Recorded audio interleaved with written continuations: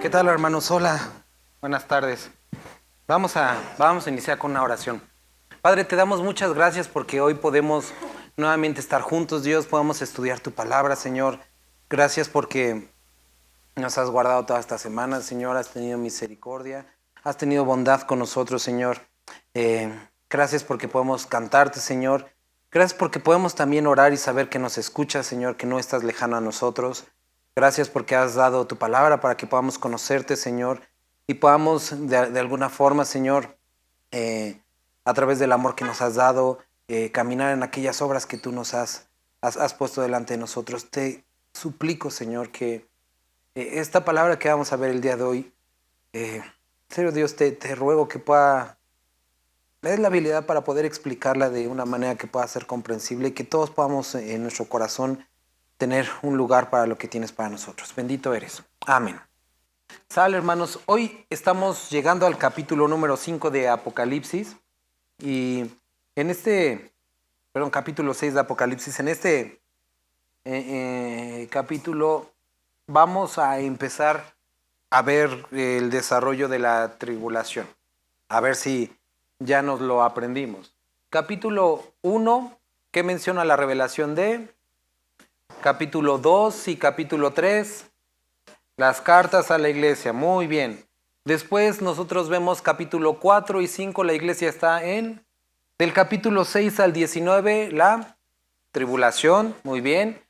Capítulo 19, guerra del Armagedón, y es la segunda venida de Cristo. Ok.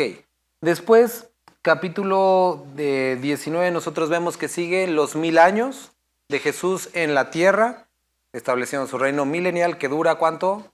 1000 años. Y capítulo 20 y 21, vemos cielos nuevos y tierra nueva. Ok. Este capítulo 6 vamos a empezar a ver cómo se abren los sellos y vamos a ver el inicio o parte de la tribulación. Me gustaría que pudiera, para que hoy entendamos esto, quedar muy claro un asunto que veamos en la semana pasada. ¿Alguien me podría ayudar, por favor, a leer el versículo 1, 2 y 3 del capítulo pasado, capítulo 5? Uno de los versículos con los que vamos a terminar el capítulo de hoy es un grupo de santos, que vamos a describir quiénes son, pero que dicen lo siguiente: Señor, ¿hasta cuándo no juzgas nuestra sangre? ¿Hasta cuándo de alguna forma no haces algo con lo que está pasando? Y esta es una de las... precisamente esta semana platicaba con un hermano acerca de este asunto. Él me contaba que había sentido, de alguna forma, usaba la palabra un tanto como molestia, enojo, sacó de onda un poquito por un asunto y decía, ¿por qué las personas sufren? ¿Por qué las personas justas sufren? ¿Por qué mueren? Y es ese sentimiento que posiblemente alguna vez has experimentado. ¿Por qué no hay justicia? ¿Cuándo se va a terminar todo esto? La semana pasada iniciábamos el capítulo 5 con este asunto. La descripción de una tierra caída en manos de el pecado, bajo el gobierno de Satanás. Y entendíamos, o espero que hayamos entendido, que resultado de ese control, de esa caída, cada una de las acciones que toma el ser humano están manchadas por el pecado. En Adán tuvimos como nuestro mejor intento de un hombre perfecto, buen clima perfecto, ambiente perfecto, contexto perfecto. Ni siquiera estaba bajo la esclavitud del pecado. Y aún así la regó. Era nuestro mejor intento, Adán. Era lo mejor que pudo dar la humanidad. Y echó todo a perder. Y nosotros vemos un medio ambiente, una naturaleza caída. Hablábamos un poco de cómo Jesús, cuando estaba en medio del mar, y los discípulos están en esta tormenta, reprendió a la tormenta, haciéndonos ver que había algo espiritual detrás de ellos. Sabemos incluso una naturaleza en algunas circunstancias utilizada por el enemigo para traer adversidad. No sé si sea la palabra adecuada. Veamos el caso de algunas enfermedades, pero el asunto aquí es que lo que nosotros vivimos y experimentamos, y es muy importante que podamos entender el resultado de un mundo caído. Vamos a iniciar, vamos a Jeremías y vamos a Jeremías capítulo 3 para partir de aquí. Y ahorita vamos a ir a Romanos, Jeremías 2:19, perdón. Dice, tu maldad te castigará y tus rebeldías te condenarán. Sabe pues y ve cuán malo y amargo es el haber dejado tú a Jehová tu Dios y faltar mi temor en ti, dice el Señor, Jehová de los ejércitos. La semana pasada estábamos viendo descrito un mundo caído y cuando llegamos al capítulo número 6 empezamos a ver desatados algunos sellos y que traen consigo, vamos a usar la palabra, ciertas calamidades, cosas en el mundo, temblores, y vamos a estar hablando de eso. Pero tenemos que entender que esto no es el pago por los pecados. Esto no es de ninguna forma ni aproximado a lo que el hombre puede pagar por sus pecados. Leemos aquí Jeremías, y vuelvo a leerlo, 2:19. Tu maldad te castigará y tus rebeldías te condenarán. Muchos creyentes, y no creyentes, cuando experimentan circunstancias difíciles, empiezan a decir, ay, es que Dios me está castigando, o esto es por lo... Y tenemos que entender que las consecuencias de nuestros actos no es la paga de nuestros pecados, ni todo el sufrimiento que podrías experimentar, paga tus pecados. Ahorita hablaba con los hermanos en la escuela y les decía que uno de los grandes riesgos de la predicación del día de hoy es el mensaje moralista. Aquel que trata de convencer al ser humano que a través de ciertos actos bondadosos puede ganar algo con Dios. Y el asunto es que muchos se compran esa falsa idea diciendo, yo dono, yo trabajo, soy una buena persona, ¿por qué me está pasando esto? Y muchos son engañados con ese tipo de mensajes que si tú haces el bien, bien se te va a regresar y que de alguna forma Dios es deudor tuyo. Y cuando nosotros llegamos al libro de Romanos, vemos descrito en los primeros capítulos la culpabilidad del hombre. Y utiliza esta palabra, eres inexcusable tú, oh hombre. Porque no importa que hayas ayudado a cruzar un grupo de patitos la calle y que pienses que por eso ya eres una buena persona, o que en realidad tu moral sea intachable, tu ética. El asunto es que todos hemos pecado y ese pecado nos aparta de Dios completamente. Dice que por cuanto todos pecaron, estamos destituidos de la gloria de Dios. Y ese pecado ha hecho una separación entre el hombre y Dios. Y ninguna buena acción puede borrar las malas acciones. No son el pago de los pecados. Por eso era completamente necesario un Salvador. Alguien que nos redimiera. Y entonces vino Cristo, murió por ti, murió por mí. Y a través de su sacrificio es que podemos ser reconciliados con el Padre. ¿Cómo accedemos a esa salvación? A través de la fe en Cristo Jesús. Posiblemente esto lo hayas escuchado, pero el asunto es que muchos viven y asisten a iglesias pensando que una serie de buenos actos los va a salvar. Y eso es mentira.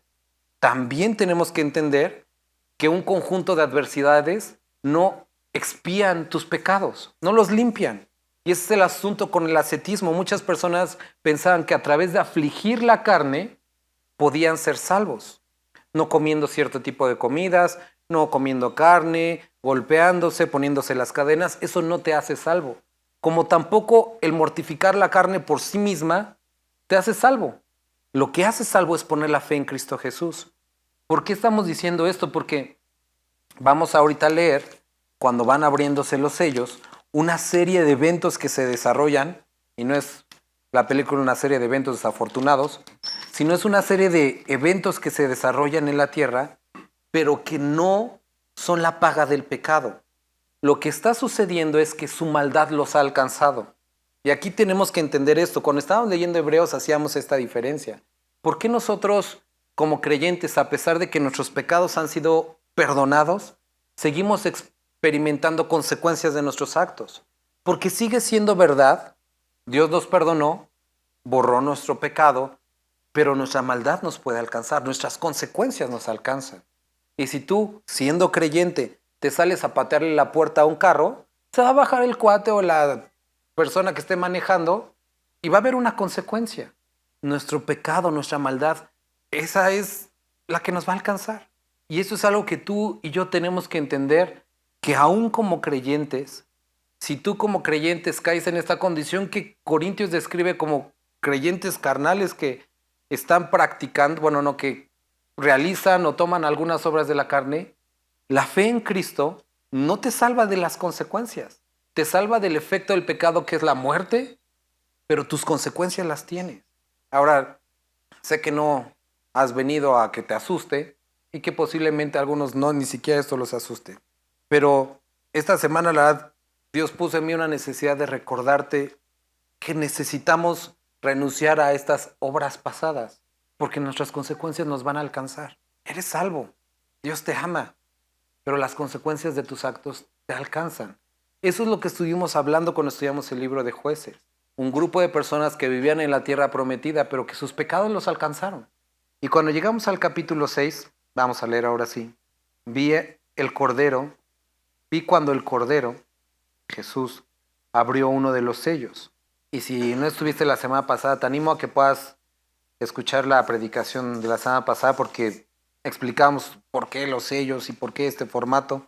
Y hablábamos, describía un título, una propiedad que había sido de alguna forma perdida. Dice, abrió uno de los sellos. Y oí a uno de los 4 seres vivientes decir con voz de trueno, ven y mira. Y miré, y he aquí un caballo blanco, y el que lo montaba tenía un arco, y le fue dado una corona, y salió venciendo y para vencer. Y este primer resultado del primer sello que es abierto es este personaje en un caballo blanco que va montando. Muchos, o más bien algunos, lo han querido identificar con Cristo. Ahora nosotros tenemos que ver el contexto en el capítulo, está describiendo ira sobre la tierra. Y Cristo no es el resultado de la ira de Dios, es el resultado de la misericordia y de la gracia del Padre, Cristo viniendo a la tierra. Quien está describiendo aquí es al anticristo.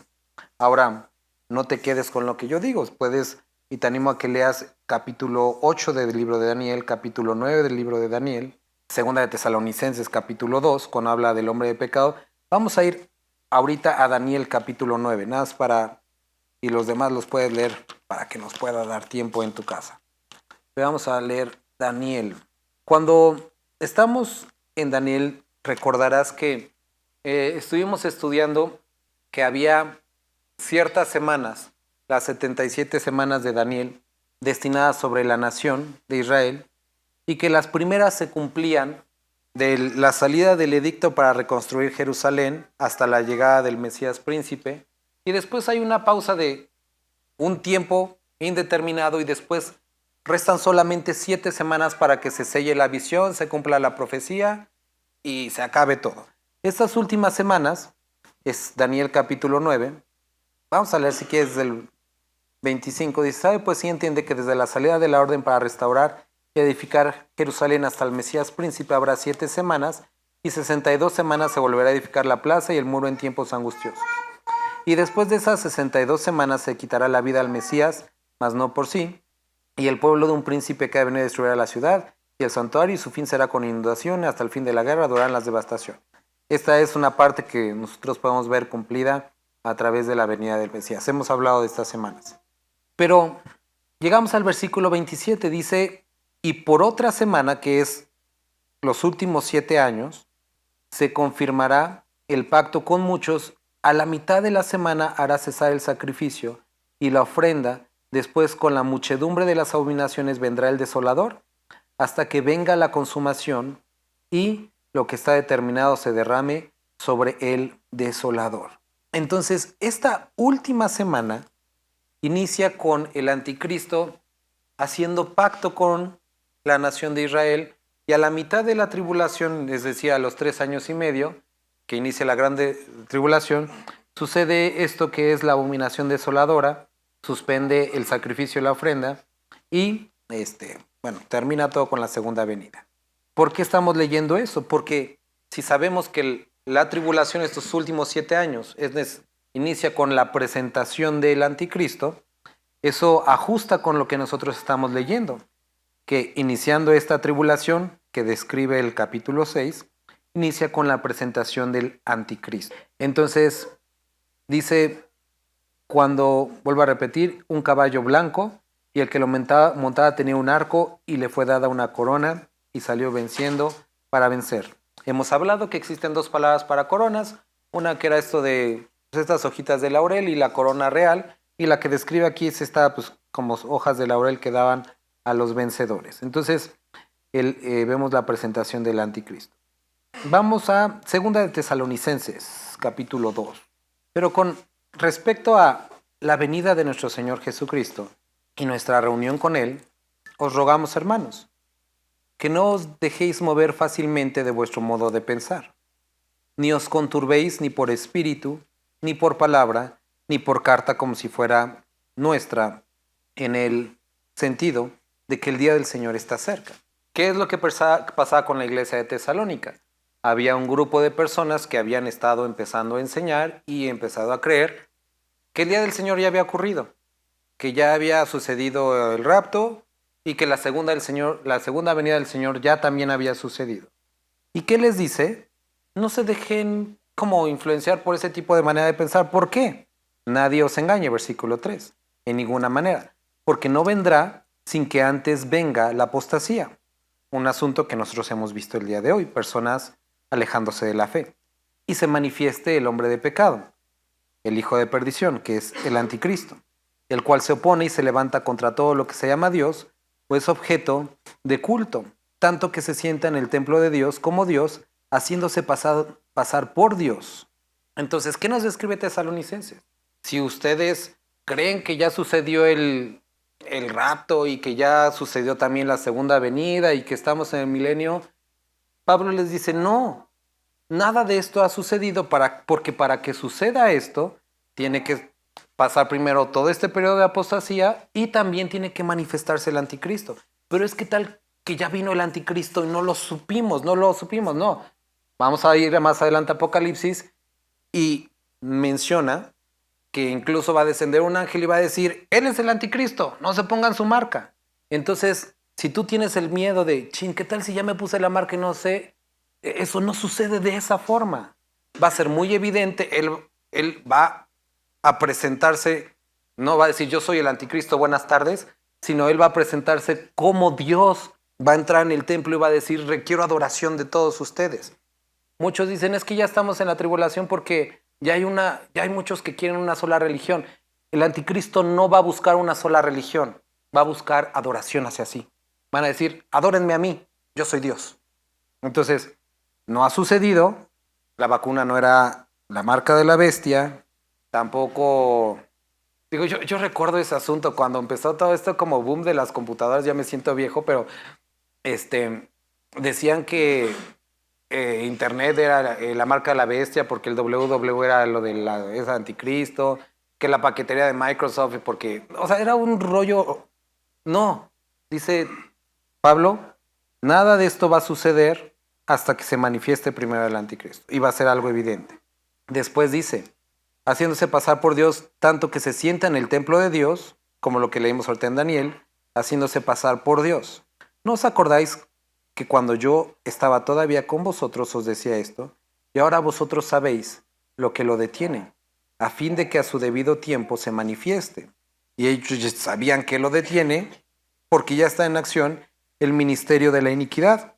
Solo que hay quien al presente lo detiene hasta que él a su vez se ha quitado de en medio, y entonces se manifestará aquel inicuo a quien el Señor matará con el espíritu de su boca y destruirá con el resplandor de su venida, que es lo que nos describe en el capítulo 19, que en la segunda venida del Señor, con la palabra de su boca, termina con la guerra de Armagedón en un segundo, sin la ayuda de nadie. Ahora, aquí nos describe un asunto más importante. Nos dice que va a venir el anticristo, pero que el espíritu de iniquidad, toda esta filosofía de anticristo ya está en el mundo. Esto va acorde con lo que estuvimos estudiando en el libro de Juan. El libro de Juan menciona como 3 cosas relacionadas con el anticristo. El espíritu del anticristo, muchos anticristos y el anticristo. Y nos dirán, bueno, o es uno o son muchos. estudiamos, y si te gustaría regresar, ya están los audios en YouTube. ¿Qué es el espíritu del anticristo?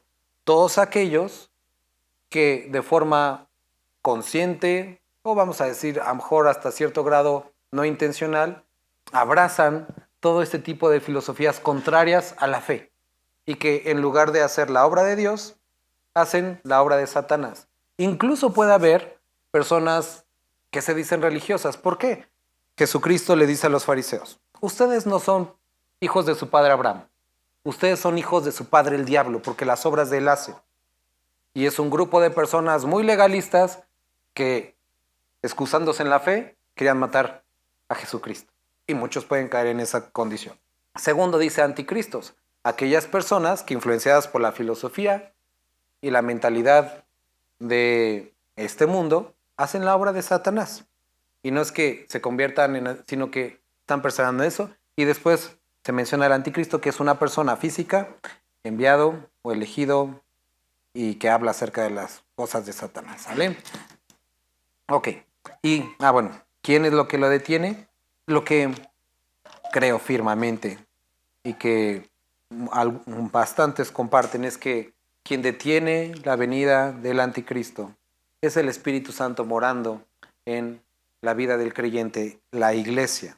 Y cuando la iglesia sea quitada y que se ajusta con esta porción, empieza la tribulación y se muestra el anticristo. Entonces, el Espíritu Santo actuando en nuestra vida es lo que detiene la manifestación del anticristo. Versículo número 3 del capítulo 6. Regresamos. Cuando abrió el segundo sello, oí al segundo ser viviente que decía: ven y mira. Y salió otro caballo, bermejo o color rojo, y el que lo montaba le fue dado poder de quitar de la tierra paz, y que se matasen unos a otros, y se le dio una gran espada. Ahora, los seres humanos no somos ajenos a la guerra. Desde, la otra vez te decía, y ahorita a lo mejor voy a decir mal las cifras, pero desde la Edad Media al presente ha habido únicamente 200 años de algo así llamado paz, pero ha habido constantes guerras. O sea, la guerra no es ajena a la humanidad. Pero lo que nos describe es que en este momento va a haber guerra, calamidades, como no ha habido antes, dice, ni las habrá. Entonces, el anticristo primero se presenta según lo que vemos en Daniel. Te decía Santiago 4, puedes leer, Daniel 8, Daniel 9, Jeremías, Tesalonicenses. Hace este pacto con la nación de Israel y después es quebrantado este pacto. ¿Y qué es lo que sigue? Una guerra. Y dice que le fue dada potestad para que se matasen unos a otros y se le dio una gran espada. Versículo 5. Cuando abrió el tercer sello, oí al tercer ser viviente que decía: ven y mira. Y miré, y he aquí un caballo negro, y el que lo montaba tenía una balanza en la mano. Y oí una voz de en medio de los 4 seres vivientes que decía: 2 libras de trigo por un denario, que era el salario de una persona, y 6 libras de cebada por un denario.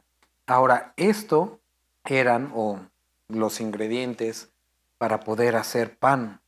Entonces, lo que está describiendo son momentos que siguen a la guerra, de tal necesidad que el salario completo alcanza únicamente para las necesidades más básicas, alimentarse. Pero al mismo tiempo, interesantemente vemos, dice: pero no dañes el aceite ni el vino. Vemos a una sociedad hundida en la necesidad, pero al mismo tiempo vemos grupos de personas que pueden seguir consumiendo y teniendo aquello que era o representaba lujos de la época, el aceite y el vino. Y pues es algo como que podemos ver incluso el día de hoy, ¿no? Personas que se ajustan para vivir con un salario de 2,000 pesos y quienes a lo mejor 80,000 pesos no se les hace todavía suficientes para a un mes, ¿no? Personas que batallan para... Yo lo he visto, o sea, personas que a lo mejor en el cumpleaños es comprar salchichas, y personas que para unos 15 años se pueden gastar 600,000 pesos sin ningún problema, ¿no? Eso es lo que nosotros vemos representado aquí. Después, versículo 8. Miré y he aquí un caballo amarillo, y el que lo montaba tenía por nombre Muerte, y el Hades le seguía, y le fue dada potestad sobre la cuarta parte de la tierra para matar con espada, con hambre, con mortandad y con las fieras de la tierra. Esta palabra fieras es interesante, la palabra fierón, que es un diminutivo para fieras, y algunos han encontrado en esto la interpretación o la descripción de fieras microscópicas o diminutas, y algunos han llegado al punto de describir o decir que hablaba, por ejemplo, de enfermedades y de virus. ¿Qué es lo que estamos viendo en la escena completa? Primero, la presentación del anticristo. Después, la guerra que trae como resultado de su presencia en la tierra. Después, el hambre que produce todo esto y la muerte que sigue a todo esto. Versículo número 9. Cuando abrió el quinto sello, vi bajo el altar las almas de los que habían sido muertos por causa de la palabra de Dios y por el testimonio que tenían. Todos aquellos que durante la tribulación se quedaron o se convirtieron. Versículo 10, y clamaban. ¿Alguien puede leer el 10 y el 11? Versículo 19 de Jeremías capítulo 2, lo vuelvo a leer. Bueno, voy a leer un poquito antes. ¿Dónde estamos? Versículo 13. Porque dos males ha hecho mi pueblo. Me dejaron a mí, fuente de agua viva, y cavaron para sí cisternas rotas que no retienen el agua. ¿Es Israel siervo? ¿Es esclavo?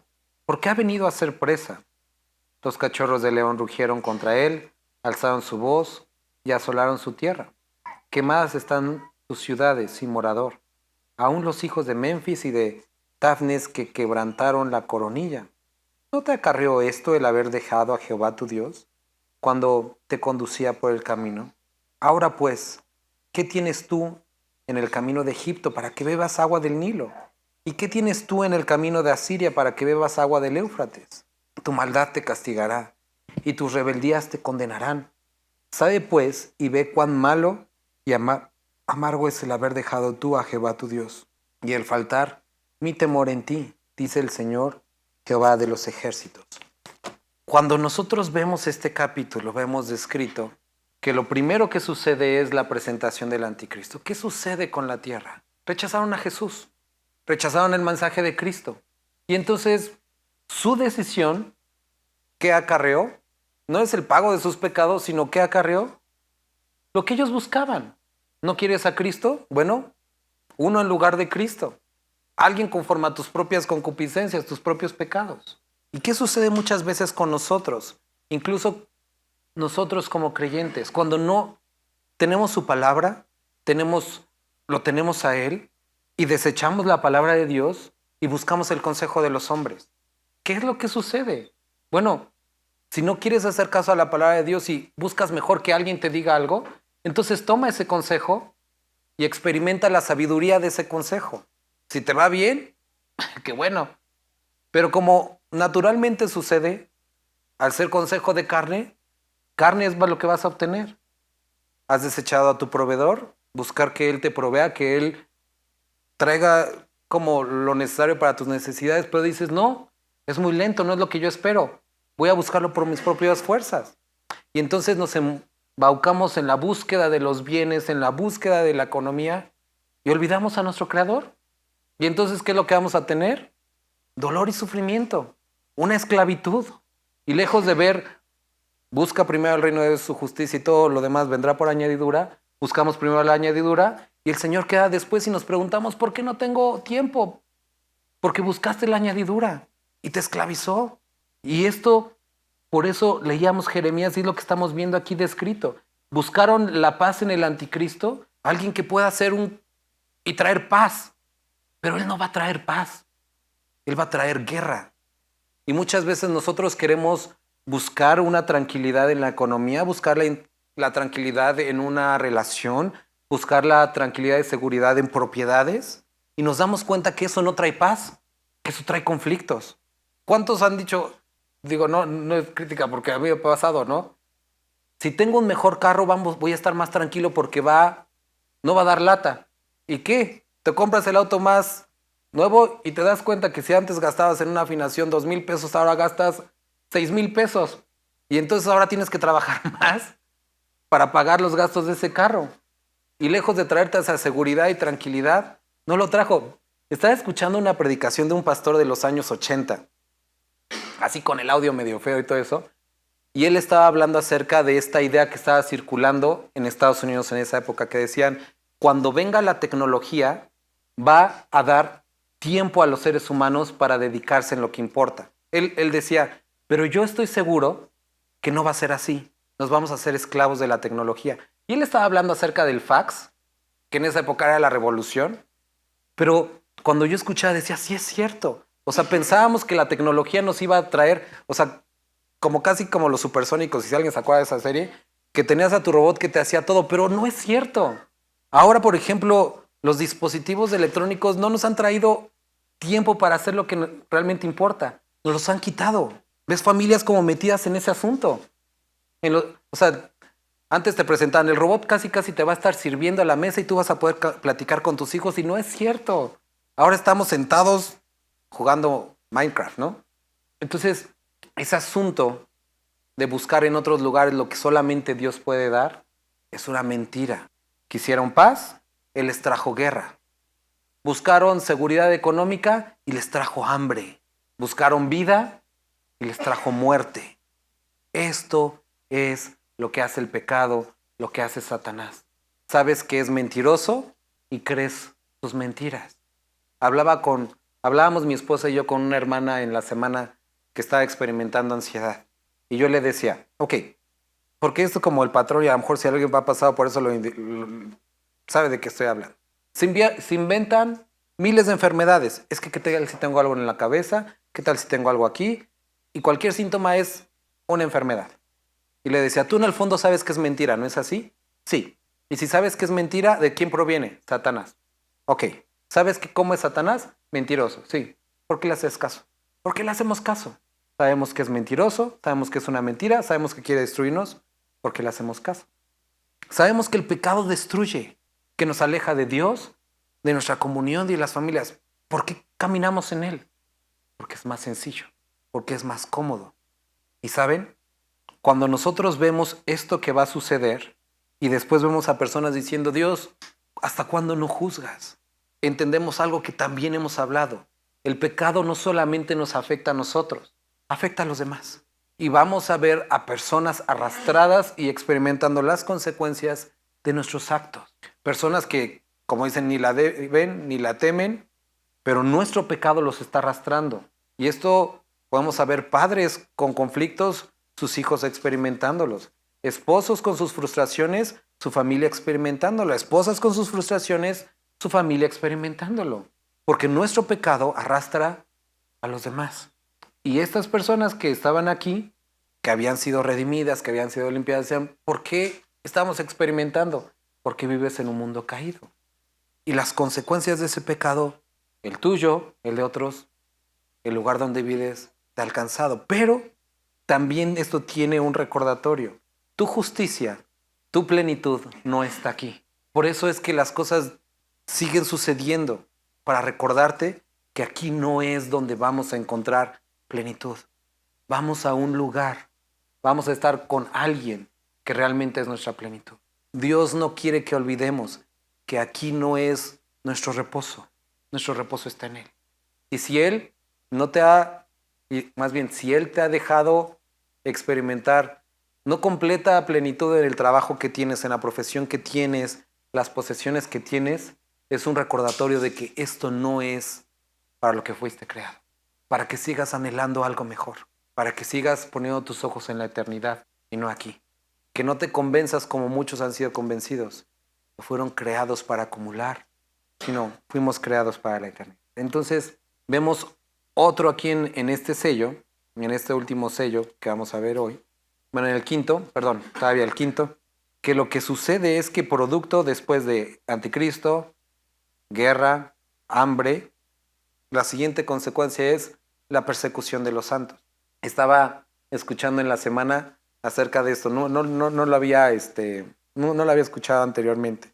Durante la peste en Europa, uno de los sectores culturales que experimentaron menos efectos de la epidemia durante esa época fueron los judíos, porque ellos seguían como sociedad, en lo general, guardando muchos aspectos sanitarios de la ley. Y el guardar esos aspectos sanitarios de la ley los llevaron a pasar la peste con menos efectos o con menos muertes y menos enfermedades. Y entonces mucha de la población dijo, ¿por qué ellos no se enferman y nosotros sí? Si ellos no se enferman y nosotros sí, ellos deben ser la causa. Y empezó una persecución en contra de los judíos en esa época porque decían que ellos eran el origen de la peste, de la epidemia, ¿no? Ellos siguen a Dios, no les pasa nada, ellos deben ser la causa. ¿Qué es lo que sucede? Lo vemos también el día de hoy. Vemos que nuestro pecado nos ha alcanzado, que las consecuencias nos han alcanzado. Y vemos a personas que están caminando, porque ellos no sufren como nosotros. Ellos son mi problema. Y esto sucede mucho. Cuando ves la luz, que la luz de Dios alumbra tus tinieblas, te sientes incómodo y quieres apagar esa luz. Como creyentes, cuando tú ves a un creyente que está perseverando y su piedad muestra tu deficiencia, tiendes a atacar esa piedad. ¿Por qué? Porque alumbra tu deficiencia. Y esto es lo que vemos mucho con creyentes maduros e inmaduros. Los inmaduros haciendo escarnio de los maduros por su madurez en lugar de caminar hacia la madurez. Nada más considera eso. Último sello. Dice, versículo 12. Miré cuando abrió el sexto sello y hubo un gran terremoto y el sol se puso negro como tela de silicio y la luna se volvió toda como sangre y las estrellas del cielo cayeron sobre la tierra como la higuera deja caer sus higos cuando es sacudida por un fuerte viento. Y el cielo se desvaneció como un pergamino que se enrolla, y todo monte y toda isla se removió de su lugar. Y los reyes de la tierra, y los grandes, los ricos, los capitanes, los poderosos, y todo siervo y todo libre se escondieron en las cuevas y entre las peñas de los montes. Versículo 16. Y decían a los montes y a las peñas, caed sobre nosotros, y escondednos del rostro de aquel que está sentado sobre el trono y de la ira del Cordero. Porque el gran día de su ira ha llegado. ¿Y quién podrá sostenerse? ¿Quién podrá sostenerse en pie? Vamos a Tesalonicenses para descubrir quién puede sostenerse en pie en el día de la ira. Y leíamos este versículo en el miércoles que estuvimos hablando acerca del arrebatamiento. Primera de Tesalonicenses, capítulo 5, versículo 8. Pero nosotros que somos del día, seamos sobrios, habiéndonos vestido con la coraza de fe y de amor, y con la esperanza de salvación como el yelmo, porque no nos ha puesto Dios para ira, sino para alcanzar salvación por medio de nuestro Señor Jesucristo. Entonces, las personas que están atravesando la gran tribulación reconocen que todo esto es obra, que es la ira de Dios vaciando sobre la tierra, y preguntan, ¿quién podrá sostenerse en pie? Y nosotros leemos en Tesalonicenses que aquellos que van a ser librados de esa ira, de ese tiempo, somos aquellos que hemos sido redimidos. ¿Qué es con lo que sigue? Capítulo 5 de Primera Tesalonicenses, quien murió por nosotros, para que ya sea que velemos o que durmamos, vivamos juntamente con Él, describiendo que no es la justicia propia, sino aquella obtenida a través del sacrificio de Cristo Jesús. Entonces, para terminar esta parte, y esto es algo que vamos a ver constantemente en estos capítulos relacionados con la tribulación, ellos se dan cuenta que estos actos son producto de del pecado que ha alcanzado, pero no se arrepienten. Entonces se dan cuenta que están mal, que Dios es justo, que es de alguna forma parte de las consecuencias, pero no se arrepienten. Más adelante va a decir, y no se arrepintieron de sus hechizarías, de sus fornicaciones, de sus adulterios. Y uno dice, ¿qué? ¿Por qué no? Porque su corazón era malo. Hermanos, si nosotros leyendo la Escritura nos damos cuenta que hay un tipo de vida que Dios puede darnos, de paz, de gozo, de tranquilidad, de evitarnos consecuencias, pero seguimos perseverando en esas consecuencias, somos necios. ¿Por qué? Porque si estamos viendo el camino que Él ha trazado delante de nosotros y persistimos en caminar por las veredas, estamos siendo necios. porque estamos experimentando consecuencias de las cuales Dios nos ha querido librar. Y puede ser que en ese camino llegues al punto, como el hijo pródigo, que tengas que llegar hasta el punto de estar con los cerdos para decir, si es cierto, ¿qué estoy haciendo aquí? Queridos hermanos, Hebreos nos describe esto, que no seamos duros, que no caigamos en la condición del pueblo de Israel como cuando dice cuando cayeron en la tentación. Dice, mirad que ninguno de ustedes tenga un corazón duro para no escuchar lo que Dios está diciendo. Porque hay un momento, dice, mientras el cual nuestro corazón está abierto. Y si el día de hoy a través de esta lectura Dios te recordó algún área en tu vida en la que no estás caminando como debería de ser, te animo a habla con Él. Habla con Él y dile, Dios, si puedes cambiar esto, digo, sé que puedes, ayúdame. Y ayúdame a tener el valor suficiente y la decisión para hacer las cosas. Porque muchos estamos con, es que no puedo. No, lo leímos en Juan. A que los que son nacidos de Dios no practican el pecado porque Él ha puesto su simiente en nosotros. Y eso describe algo, un algo que esa vez decíamos, un algo espiritual que ha puesto en nosotros, que nos da la fuerza, que nos da el dominio para poder caminar. El asunto aquí es la decisión. Que tú decidas y pagues el precio. Porque no es fácil. Porque no es simple. Es costoso. Pero en Él tenemos todo para hacerlo. Vamos a orar. Padre, gracias por esta porción que pudimos leer. Queremos rogarte el día de hoy, si alguno de los que estamos aquí, las consecuencias de nuestros actos nos han alcanzado, rogamos por tu misericordia, Padre, porque nos ayudes a perseverar en ti, Padre. Y si alguno de mis hermanos o hermanas han enfriado su corazón, han cerrado sus oídos para no escucharte, te ruego, Padre, que el día de hoy puedan volverse a ti, que puedan experimentar esa comunión íntima, esa paz y ese gozo que solamente tú puedes dar. Te bendecimos y adoramos.